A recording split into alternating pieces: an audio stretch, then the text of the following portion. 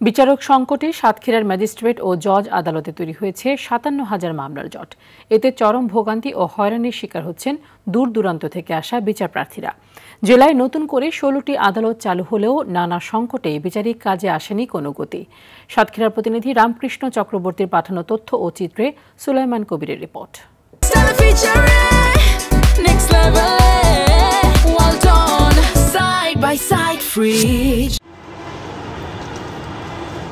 ১৯৮৪ সালে প্রশাসনিক সুবিধার জন্য সাতক্ষীরা মহকুমাকে জেলা হিসেবে ঘোষণা করে তৎকালীন সরকার। বিচার প্রার্থীদের সুবিধার্থে খুলনা থেকে পর্যায়ক্রমে দেওয়ানি ও ফৌজদারি আদালতগুলো নেওয়া হয় সাতক্ষীরায়।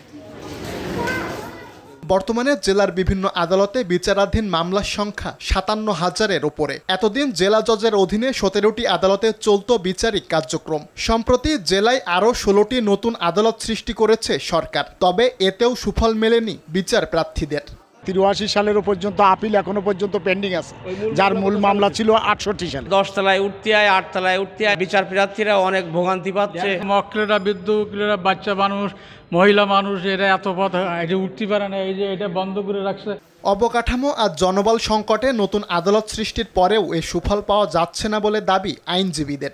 বিচারক সংকট আছে এবং বিচারকদের সহযোগিতা করার জন্য যে কোর্টের স্টাফ লাগে সেই স্টাফগুলো এখানে সংকট আছে। চিফ জুডিশিয়াল ম্যাজিস্ট্রেটে অন্তত এখন বর্তমান ৪ জন টোটালি নাই।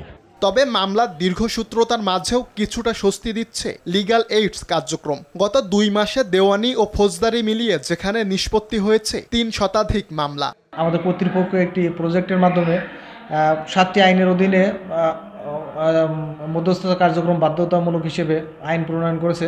এখানে যদি মধ্যস্থতা কার্যক্রম সফল হয়, সেক্ষেত্রে আমরা একটা চুক্তিপত্র প্রণয়ন করব, যেটা ডিগ্রি হিসেবে কাউন্ট করা হবে। দ্রুত মামলার জট কমানোর পাশাপাশি জেলার লিগ্যাল এইডস কার্যক্রমকে আরও গতিশীল করার দাবি সেবা প্রত্যাশীদের।